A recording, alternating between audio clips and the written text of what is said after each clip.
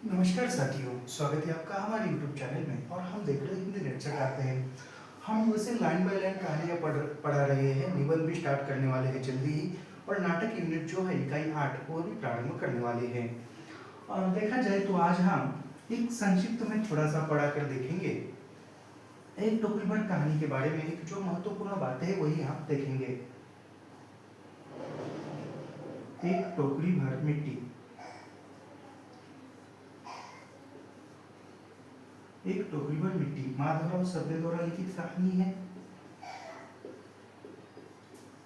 माधवराव सबले सन 1900 में प्रकाशित कहानी है। छत्तीसगढ़ मित्र पत्रिका में इसके जो पात्र है वह पात्र हम देखेंगे।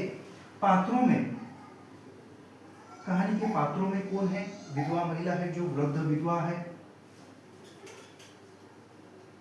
विधवा महिला विधवा की पोती है। उसके बाद जमींदार है।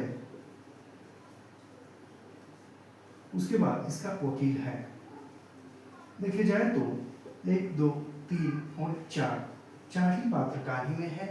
और कहानी काफी छोटी है लेकिन एक आदर्शवादी कहानी है। एक आदर्श सामने खड़ा करने वाली है। जो भी धन मन से या दौलत से पैसों से घमंड अंदर चलता है व्यक्ति के, उस घमंड को दर्शाने वाली कहानी है। तो इस कहानी की संक्षिप्त में रूपरेखा देखी जाए तो ये कहानी ऐसी है कि एक जमींदार साहब है और उस जमींदार साहब है उसका जो महल है और महल के बाजू में सामने ही एक छोटी सी झोपड़ी है। और वहाँ जमींदार साहब के मन में आता है, जमींदार साहब कुछ भी मन में आ सकता है, तो उसके मन में आता है कि वो झोपड़ी तक हमारे महल का जो है हाथ बढ़ानी होगी। तो वह उस महल से झोपड़ी तक बढ़ाने के लिए इच्छा विधवा को कहता है। विधवा नहीं मानती क्योंकि वह बहुत दिनों से वहीं पर रहती है और उसी झोपड़ी में उस विधवा महिला के प्रिय पति की कहानी में प्रिय पति बताया है। प्रिय पति की उसके साथ एक बेटी की, उसकी बहू की, तीनों की मृत्यु हुई है। तो वह बहुत दिनों से रहती है। तो वह उसकी झोपड़ी देने से इनकार करती है। बहुत कहा सुनी होती है लेकिन विधवा महिला जो है नहीं मानती है। लेकिन फिर वो जमींदार साहब क्या कहता है, इस वकील के पास जाता है और वकील के पास जाकर अपनी जमींदारी चाल चलता है। जमींदारी चाल मतलब क्या है? कुछ लेन देन का मामला, कोर्ट कचहरी के मामले में जाता है और कानूनी तरीके से विधवा से उसकी झोपड़ी जो है हड़प लेता है। फिर हड़प लेने के बाद पोती से केवल एकमात्र विधवा के सहारा कौन है? पोती है। और फिर वो पोती को लेकर आसपास उधर ही रहने लगती है, कहीं गांव कस्बे में उधर ही गुजारा करने लगती है।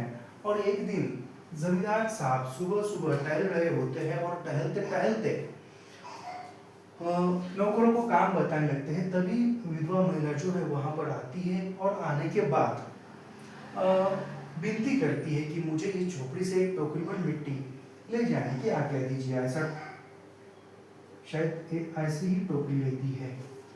तो वह एक टोकरी भर मिट्टी ले जाने की आज्ञा मांगती है। कहती है कि जब से मैं यहाँ से गई हूँ घर से, तब से मेरे पोती ने खाना पीना छोड़ दिया है। और वह बार बार कह रही है कि जब हम अपने घर जाएंगे तभी मैं खाना खाऊंगी, अन्यथा मैं खाना नहीं खाऊंगी। ऐसा वह कह रही है। एक मिनट।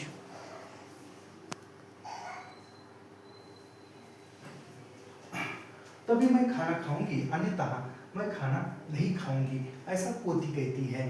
तो विधवा महिला कहती कि मुझे विश्वास है कि मैं जब यहाँ से झोपड़ी से एक टोकरी भर मिट्टी ले जाऊंगी तो मुझे विश्वास है कि मेरी पोती खाना खाएगी।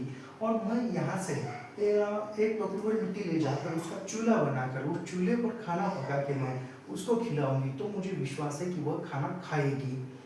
तो इसलिए वहाँ एक टोकरी भर मिट्टी ले जाने के लिए आती है। परीक्षा में पूछा था पहले 2022 से 23 में पूछा था कि विधवा महिला झोपड़ी से एक टोकरी भर मिट्टी किस लिए ले जाना चाहती थी?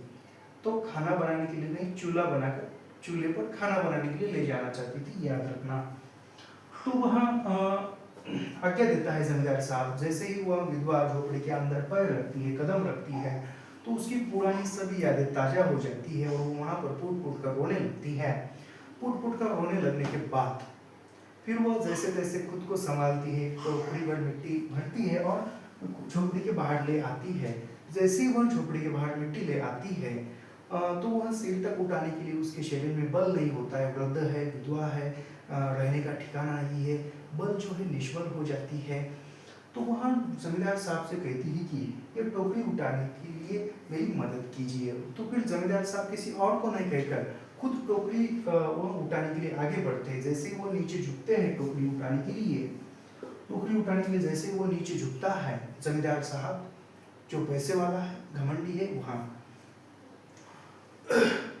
तो वह जैसे ही झुकता है, झुकने के बाद पूरा बल लगाता है और वो टोकरी उससे उठाई नहीं जाती।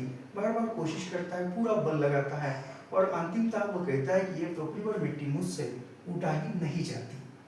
फिर जो अंतिम कथन है कहानी का, अंतिम कथन है विधवा महिला का है और यहाँ पर कहानी समाप्त होती है। अंतिम कथन ऐसा है कि विधवा कहती है कि महाराज बुरा न मानिए तो इस आपसे एक टोकरी भर मिट्टी उठाई नहीं जाती है और इस झोपड़ी में न जाने कितनी हजार टोकरी मिट्टियाँ इस झोपड़ी में पड़ी है, तो उसका भार आप जीवन भर कैसे उठा पाओगे। तो यह वाक्य सुनकर ही जमींदार साहब का जो भी पूरा घमंड था, गर्व था, वह उतर जाता है और वह उसको झोपड़ी वापस देता है। तो इस प्रकार छोटी सी कहानी थी। यह कहानियाँ हम सभी लाइन बाय लाइन पढ़ा रहे हैं। कल रात ही इस कहानी का वीडियो हमने अपलोड किया है इसी चैनल पर। तो यह एक संक्षिप्त में एक पढ़ाने का एक नया प्रयास कर रहे हैं कि बोर्ड पर पढ़ाने का। तो यह उसका हमारा बोर्ड पर पढ़ाने का पहला वीडियो है। आप कमेंट बॉक्स में बताइए कि कैसा लगा, क्या यही अच्छा है, ये बोर्ड पर पढ़ाना अच्छा है, या वो लाइन बाय लाइन, वैसे लाइन बाय लाइन भी पढ़ाएंगे और ये भी पढ़ाएंगे, दोनों भी पढ़ाएंगे।